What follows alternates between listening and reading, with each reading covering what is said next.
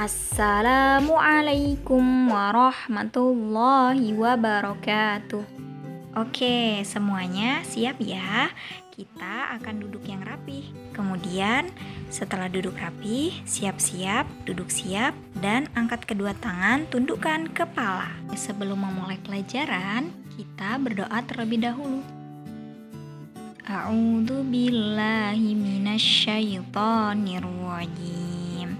Bismillahirrahmanirrahim. Halo anak-anak, hari ini kita berjumpa lagi dalam pelajaran tematik. Oh iya, hari ini kita belajar apa ya? Yuk kita lihat.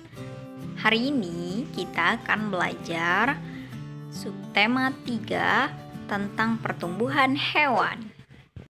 Masih pada ingat kan ya, kalau pertumbuhan itu apa?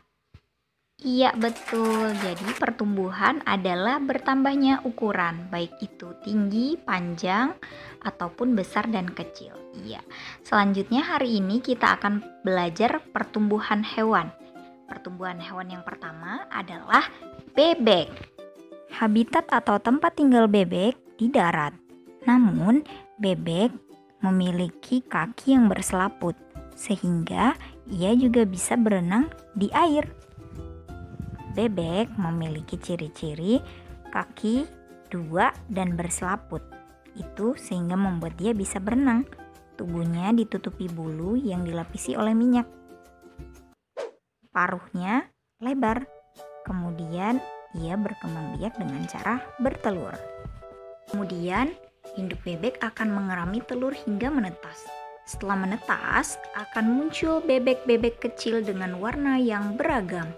Ada yang warna hitam, abu-abu, kuning, putih, atau coklat, bahkan campuran dari keempat warna tersebut. Dalam kesehariannya, bebek hidup berkelompok. Mereka sangat rukun dan kompak. Sama seperti manusia, bebek juga mengalami pertumbuhan karena bebek selalu diberi makan dan minum, sehingga bebek mengalami perubahan ukuran dari yang kecil menjadi besar. Selain bertumbuh, bebek juga berkembang biak. Mari kita simak siklus atau alur perkembangbiakan bebek. Siklus perkembangbiakan bebek dimulai setelah bebek melakukan perkawinan. Bebek betina dewasa akan menghasilkan telur-telur. Setelah itu, telur-telur akan menetas. Kemudian, keluarlah anak-anak bebek yang banyak. Anak-anak bebek tersebut tumbuh menjadi bebek-bebek dewasa. Bebek dewasa kemudian akan menghasilkan telur kembali. Berikut ini ada juga beberapa hewan yang berkembang biak, tumbuh, dan memiliki ciri-ciri mirip seperti bebek, yaitu ayam, burung, angsa, dan kalkun. Oh iya anak-anak, apabila anak-anak ingin membaca kembali cerita tentang pertumbuhan bebek, anak-anak bisa membaca di buku tema 1 3A halaman 95. Selanjutnya yang kedua adalah pertumbuhan kucing. Sama seperti manusia, kucing berkembang biak dengan cara melahirkan. Kucing dewasa bisa melahirkan banyak anak-anak kucing. Anak-anak kucing tersebut memiliki warna yang berbeda-beda. Ada yang berwarna putih, hitam, coklat, abu-abu, oranye, bahkan perpaduan dari semuanya. Kucing merupakan salah satu hewan yang lucu dan juga pintar. Coba kita lihat kucing-kucing yang ada di rumah kita, lucu dan menggemaskan, mereka sangat pintar. Berikut ini merupakan siklus atau alur dari pertumbuhan dan perkembangbiakan kucing. Setelah induk kucing melakukan perkawinan, maka induk kucing akan mengandung bayi kucing di perutnya. Kemudian, induk kucing akan melahirkan bayi-bayi kucing. Setelah itu, bayi-bayi kucing tumbuh menjadi kucing-kucing dewasa dan kemudian siap untuk berkembang biak kembali. Kucing juga mengalami pertumbuhan dari kucing kecil hingga kucing besar. Karena kucing diberi makan dan juga minum. Oh iya, apabila anak-anak ingin mengetahui cerita tentang pertumbuhan kucing, anak-anak bisa melihat di buku tema 1 halaman 106. Selanjutnya, yang ketiga, pertumbuhan dan perkembangbiakan ikan.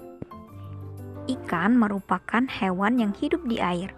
Ia bisa hidup di air tawar, air asin, dan air payau. Air payau biasanya terletak di antara perbatasan laut dan juga sungai. Selanjutnya, ikan berkembang biak dengan cara bertelur. Pada umumnya, ikan bertelur di dalam air. Telur-telur ikan yang tersebar di air disimpan di atas daun atau tanaman di air. Tapi ada juga telur ikan yang disimpan di dalam mulut induknya hingga menetas, yaitu telur ikan arwana. Selanjutnya, ikan memiliki ciri-ciri sebagai berikut. Ciri-ciri ikan bernafas menggunakan insang.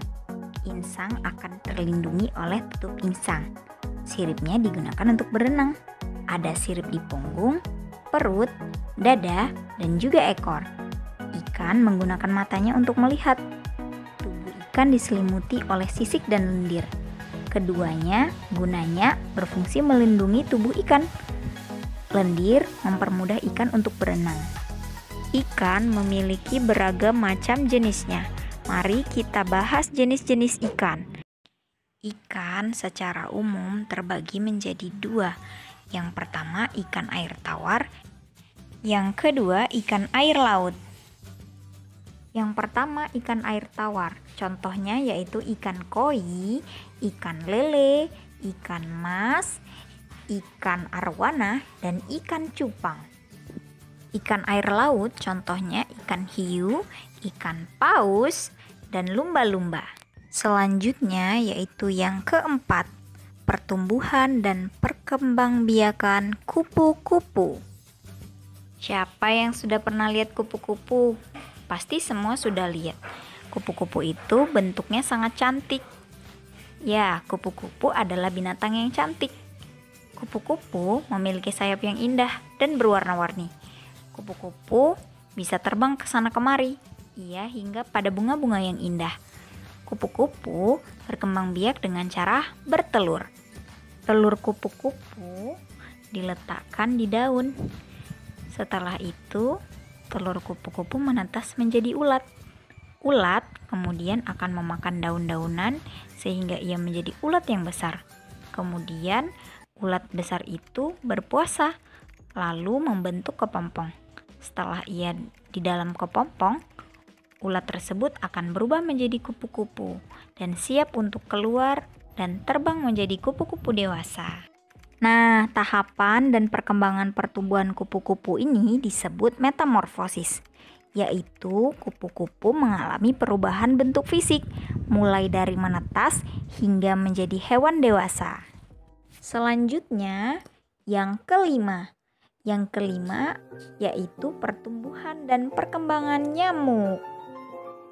Wah, nyamuk. Ayo, rumah siapa yang banyak nyamuknya? Anak-anak pada tahu nggak? Apa sih yang menjadi penyebab banyak nyamuk di rumah kita? Penyebab banyak nyamuk di rumah kita, yang pertama karena kotor. Yang kedua yaitu genangan air. Ada nyamuk yang suka pada genangan air kotor, namun ada juga nyamuk yang suka pada genangan air yang bersih.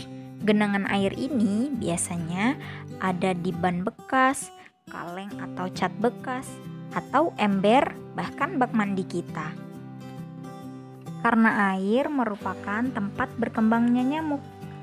Nyamuk dengan cepat berkembang biak di air, karena itu tempat hidup untuk memulai nyamuk-nyamuk baru.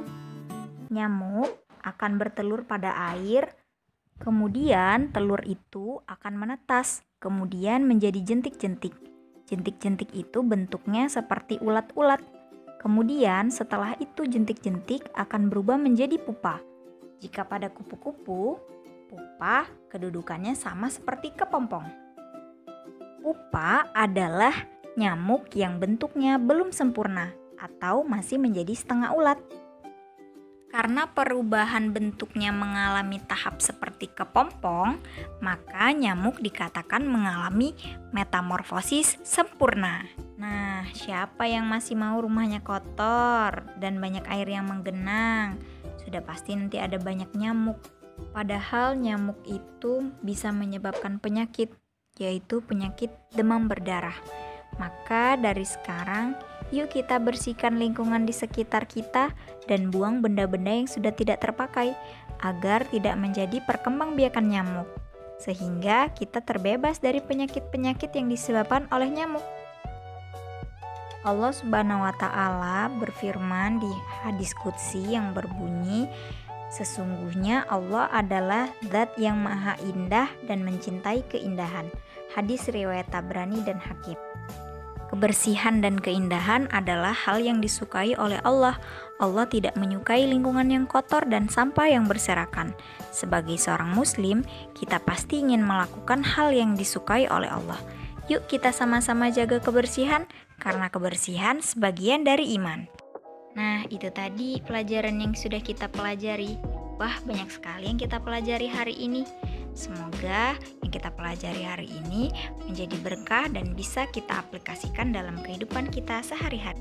Oke, setelah selesai belajar ini, mari kita berdoa untuk menutup kegiatan pembelajaran kita hari ini. Mari kita sama-sama mengucap hamdalah. Alhamdulillahirabbil alamin. Sampai jumpa di hari selanjutnya. Wassalamualaikum warahmatullahi wabarakatuh.